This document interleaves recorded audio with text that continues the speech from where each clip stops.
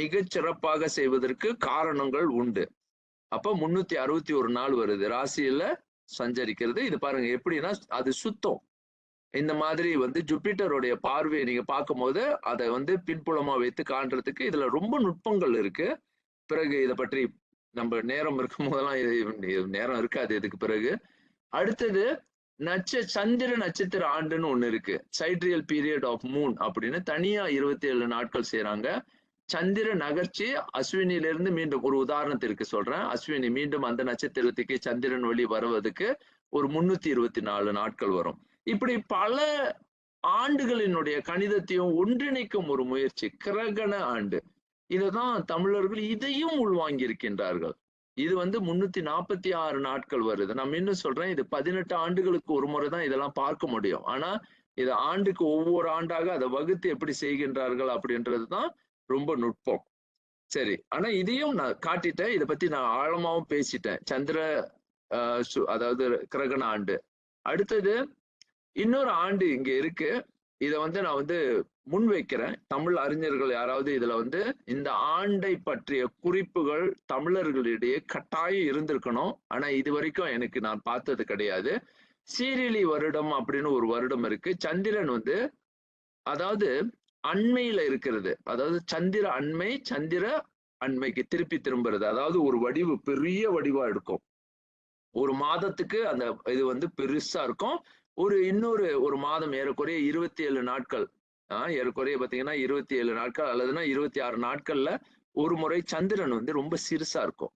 இந்த 2 வேறுபாடுகளையும் கண்டுபிடிக்கும் ஒரு ஆண்டாக இது அமைகின்றது இந்த ஆண்டு. அப்படின்னா பாருங்க, இது ஏன் இந்த மாதிரி இந்த சந்திரன் தூரம் பூமியை விட்டு தூரமாகவும் கிட்ட அதாவது நெருங்கியும் வருது, அண்மையாக வருகின்றது அப்படின்னு பார்க்கும் பொழுது இதுக்கு காரணம் ஏன் இந்த இழுப்பு அப்படின்னும் பொழுது மைய ஈர்ப்பு சக்தியாக அங்க வியாழக்கிரகன் மற்ற கோள்கள் இழுப்பதுனால அந்த சந்திரனும் சேர்ந்து இழுக்கப்படுது. இது ரொம்ப இதெல்லாம் புரிந்து கொள்ளணும். அப்ப அது பெரிஜி எப்போஜி அப்படின்னு சொல்லுவாங்க. அப்போ சூரியன் சந்திரன் நம்மளோட இங்க பாருங்க, சந்திரன் பெரிதாகவும் அதாவது சிறிதாகவும் காணப்படுகின்ற ஒரு காட்சியை வைத்து ஒரு வருட கணிதம் செய்திருக்கின்றார்கள். அப்ப இந்த மாதிரி ஒரு வருட கணிதமும் இருந்திருக்கு. இதுதான் நம்மளுடைய கணிதம். நம்மளுடையது உடுபெயரா ஆண்டு கணிதம், நிராயன கணிதம். இந்த கணிதத்தை வைத்து நான் சொன்ன அத்தனை கணிதத்தையும் கணிச்சிடலாம். அத்தனை கணிதத்தையும் நாம காண முடியும். அப்ப இதுக்கு பாருங்க எவ்வளவு பெரிய முயற்சி வேணும். இது என்ன உடுகணியம் அப்படின்னா சூரியனும் நட்சத்திரமும் இருக்கு வைத்துக் கொள்ளுங்களேன். இப்ப சூரியன் சுத்தி இப்படியே போய் மீண்டும் வரும் பொழுது நட்சத்திரத்தை நீங்க முதல்ல பாத்துருவீங்க. இப்ப காலையில உதய காலை வைகரையில நட்சத்திரத்தினையும் சூரியமும் ஒன்னா பாக்குறீங்கன்னு வைத்துக் கொள்ளுங்க.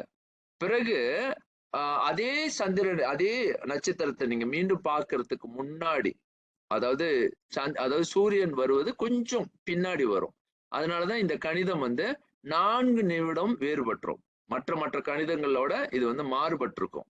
அப்ப இந்த கணிதத்தை தான் நாம உடுபெயரா, அதாவது உடுபெயரா, அந்த உடு அப்படின்னா நட்சத்திரம், பேரா கணிதம் அப்படின்னு நம்ம சொல்றோம். சரி, இப்ப இதுல இன்னும் ஆழம் நான் போகல. இதுலயே உங்களுக்கு கொஞ்சம் தலை சுத்தி இருக்கும். இப்ப அடுத்தது திதி. திதினா என்ன அப்படின்னு முடிக்கிறேன். திதி அப்படின்னா இந்த திதி எப்படி பாக்குறாங்க அப்படின்னா இங்க பாருங்க, இந்த கணிதத்தை மட்டும் கொஞ்சம் புரிஞ்சுக்கிட்டீங்கன்னா உங்களுக்கு இயல்பா இருக்கும். சந்திரன் சூரியன், சூரியனோட சந்திரன் இங்க இருக்கும் பொழுது அங்கே அமாவாசை, இங்கே பௌர்ணமி. அந்த சூரியன் இப்படியே சுத்தி வரும் பொழுது அதுல வளர்ப்பிறை தேய்ப்பிறைன்னு அவங்க பிரித்து இதுல 12 பாகைகளாக பிரித்து அதை அவ்வளவு நுட்பமாக ஆய்வு செய்யறாங்க.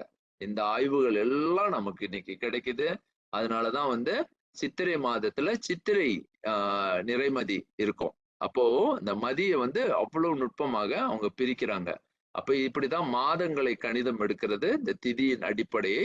அதனாலதான் திதியை வைத்துதான் நம்ம எல்லா காரியங்களும் தெய்வ காரியங்களை செய்வோம். இது ஏன்னா சந்திரனும் சூரியனையும் மையப்படுத்திய ஒரு அறிவியல். மையப்படுத்திய இந்த அறிவியல் தான் ரொம்ப முக்கியமான அறிவியலாக பார்க்கிறோம். இது எல்லாமே ஒரு பாகை இருக்கு. இத பாருங்க தமிழர்கள் ரொம்ப அழகா பண்ணியிருக்காங்க. அத நம்ம அழகா சொல்லலாம். பிரதமைன்னு சொல்லும் பொழுது தமிழ் இல்லன்னா முதன்மி, ஈர்மி, மும்மி, நான்மி, ஐமி, அருமி, எழுமி, எண்மி, தொன்மி, பன்மி, பன்னுருமி, பன்னீர்மி, பன்முன்மி, பன்னான்மி, நறைமதி அப்படின்னு இன்னும் அழகாவும் சொல்லலாம்.